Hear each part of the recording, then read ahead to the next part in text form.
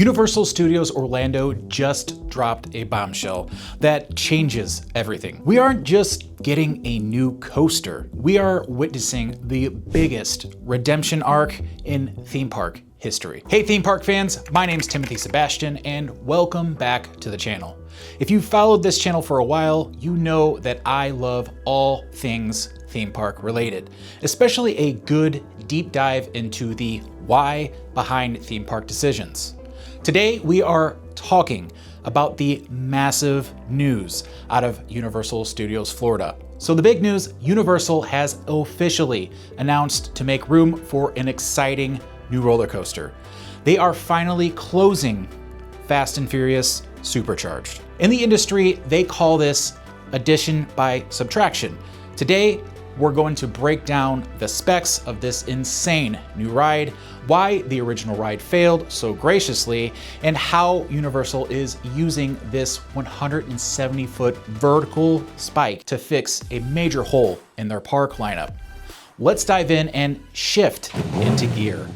Now, to understand why this news is such a big deal, we have to talk about the elephant in the room, Fast and Furious Supercharged. When it opened in 2018, the hype was real, but the execution, well, it was, let's be kind and just say, divisive.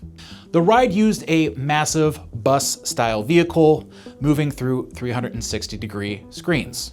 The problem was, for a franchise built on high-speed octane and kinetic energy, the ride felt incredibly static. You were basically sitting in a vibrating bus watching a movie. Fans felt it lacked the soul of the films. It became a bit of a meme in the theme park enthusiast community, but Universal listens. They realize that the Fast brand is one of their biggest IPs, and it deserved a ride that actually moved.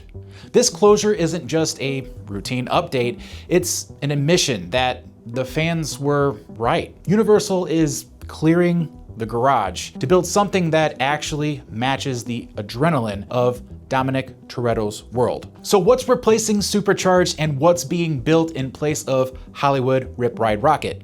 Well, that is Fast and Furious Hollywood Drift. This isn't just a retheme, it's a total reimagining. It's scheduled to open in 2027, and this is an outdoor high-speed coaster that is going to change the entire skyline of the park. The biggest wow factor, the ride's vehicles. Now, we are looking at a 360-degree drifting technology. Imagine a coaster car that doesn't just follow the track, but it slides and pivots as it takes corners, mimicking the actual physics of a drift car. It's designed to be kinetic, unlike the old ride, which was just tucked away in a building. Hollywood Drift is going to be visible from all over the park. It's going to have synced onboard audio so that you have the roar of the engines and the characters right in your ear. It's about bringing that family energy into life and why that's actually, fast. Now let me tell you about who exactly is building this beast of a roller coaster. This roller coaster is being manufactured by Intamin, a Swiss company that's been revolutionizing coasters since the early 1960s.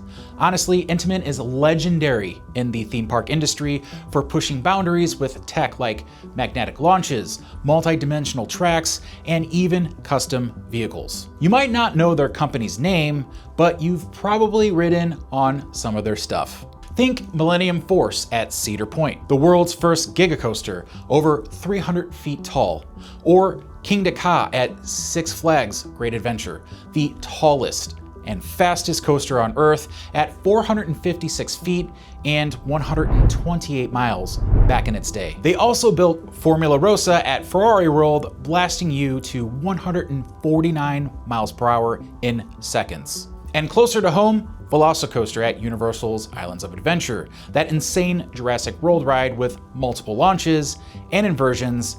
And yes, they also built my personal favorite, Hagrid's Magical Creatures Motorbike Adventure, right here at Islands of Adventure. That multi-launch motorbike coaster with the vertical spike drop and immersive Forbidden Forest theming. Intamin handled the engineering and manufacturing on that one too, so you can see that Universal is teaming up with Intamin again for Hollywood Drift, and you know they're going all in on quality. This isn't just any coaster, it's Intamin level epic with that drifting tech. The same company that gave us VelociCoaster and Hagrid's is now bringing us a 360-degree drifting masterpiece to the Fast and Furious franchise. One thing's for certain is it's definitely going to be a game changer. Now let's talk specs, because this is where it gets really nerdy and exciting. One of the standout features mentioned in the announcement is a 170-foot vertical spike. For those who don't know, a spike is a section of the track that goes straight up into the air, stalls, and then drops you backward or forward. At 170 feet, this is going to be a massive visual landmark. Now, the layout is described as high speed and outdoor, which is a huge shift for Universal Studios Florida. For a long time, this park has been criticized for having too many screen-based attractions. By putting a massive twisting, drifting coaster right in the middle of the park, Universal is leaning into the thrill park identity they've mastered over at Islands of Adventure with the VelociCoaster. Now you might be wondering, 2027, that feels like a long way off, but there's actually strategic reason for this. As we all know, Epic Universe opened back in 2025. Universal knew that once their shiny new park opened up, the classic parks like Universal Studios Florida and Islands of Adventure need to keep up. By timing Hollywood Drift for 2027, Universal ensures that momentum doesn't stop there. They are essentially retrofitting their older parks to meet newer standards of excellence they are setting with Epic Universe. It's a brilliant way to keep guests coming back to the original park even after they've spent 3. So the question here is this the redemption we've been waiting for? Personally, I think so. Closing a relatively new attraction like Supercharged is a bold, expensive move, but it shows that Universal is committed to quality over just having a ride. They are trading a bus tour for a 170-foot drifting masterpiece. But I want to hear from you. Are you sad to see the Supercharged go, or are you already lining up in your head for Hollywood Drift? And what do you think about that 360-degree drifting tech? Is it going to be a game changer or just a stomach churner? Let me know in the comments below. I read each and every single one. Now, if you enjoyed this deep dive, be sure to hit that like button and subscribe, and even consider drifting on over to that bell icon and supercharging it so that you're up to date on all of my theme park adventures. It really helps the channel out and keeps these adventurous explorations going.